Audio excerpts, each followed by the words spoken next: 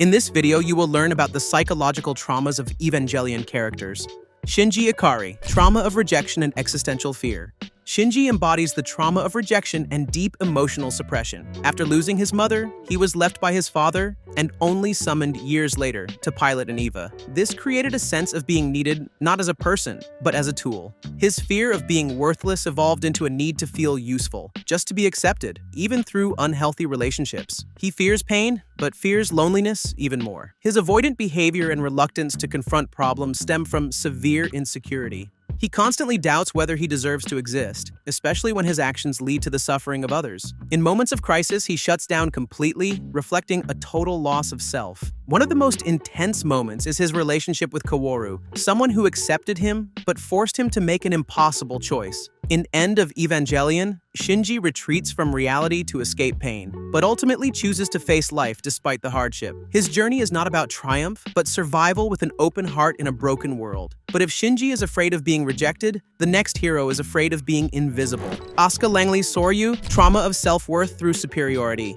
Asuka is driven by a deep need to be seen and acknowledged. Her mother, affected by mental health issues, couldn't recognize her and passed away during Asuka's childhood. Asuka then decided she must never be weak, because in her mind, weakness leads to abandonment. Her bold attitude and sarcasm are a defense. Behind them is a child desperately craving affection. Piloting EVA became her way of proving her value. But when she starts losing control over her EVA and herself, her identity starts to collapse. Asuka's arc is about breaking down pride and confronting who she really is. In End of Evangelion, when she fiercely fights back, she expresses a powerful will to live. That's the real Asuka, not a perfect soldier, but someone who finally admits they want to be seen and understood. Rei Ayanami, trauma of missing identity. Rei is not just a clone. She represents the trauma of having no self. Her identity is shaped entirely by others. Gendo, nerve, her role. She doesn't ask questions or seek meaning, believing she has no right to. She sees herself as expendable. Her journey is the slow discovery of a personal voice. Her connection with Shinji and Asuka sparks a shift. The defining moment comes when she defies Gendo. That act is her first real choice. It's brief, but powerful. Rei proves that even those born to be nothing can become someone if they're given the chance to choose. Gendo Ikari, trauma of loss and emotional detachment. Gendo is a tragic figure shaped by fear of closeness. He truly loved Yui, and losing her shattered him. Instead of grieving, he shut down emotionally and chose to control everything around him, hoping to reunite with Yui through force and manipulation. His harshness toward Shinji reflects this fear. Facing his son means confronting what he lost. Gendo doesn't know how to show love. He replaces it with control. Even his deals with Seely show this, trading vulnerability for power. In End of Evangelion, he admits he was afraid of being hurt again. And at that moment, he stops being a cold villain and becomes someone who couldn't face his pain, a human being running from connection because it once destroyed him. Misato Katsuragi, survivor's trauma and emotional conflict. Misato witnessed the second impact firsthand as a child. The shock left her silent and disconnected for years. That early trauma explains her duality. A confident leader on one side, a chaotic, emotionally unstable adult on the other. She avoids emotional intimacy. Her relationship with Kaji is filled with fear of getting too close and losing it again. Her bond with Shinji swings between nurturing and cold. It's not inconsistency, it's her inner struggle between wanting to care and fearing the consequences. In the end, she chooses to protect Shinji even at great cost. That's more than heroism. It's her moment of healing. She stops running and accepts the responsibility that comes with love. Ritsuko Akagi, trauma of self-erasure and legacy conflict.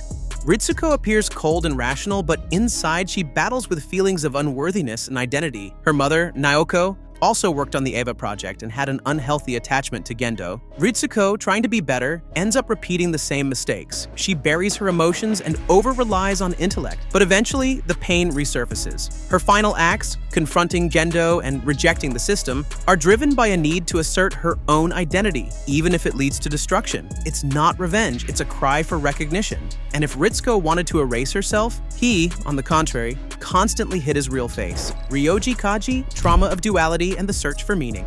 Kaji hides behind charm and confidence, but he's deeply conflicted. He's torn between truth and safety, love and independence. His secret work for CLA and Nerve shows a man constantly trying to find what's real. He loves Misato, but being with her would mean letting down his emotional guard. In the end, he chooses honesty over survival. His exit from the story symbolizes someone who finally decides to stop running and face the consequences of being true to himself. But what if you're not human at all? What if your existence is already a threat? Kaworu Nagisa, trauma of isolation and chosen sacrifice. Kaworu is both angel and human, trapped between worlds. He doesn't truly belong anywhere, but longs for connection. His empathy towards Shinji is genuine, but he also knows his existence threatens humanity. His final choice to accept his fate is not weakness, but love. He would rather disappear than bring harm. Kaworu's trauma is subtle. To care deeply, but never be allowed to stay. He's the one who chose to understand, not to destroy. Yui Ikari, trauma of sacrifice for the future.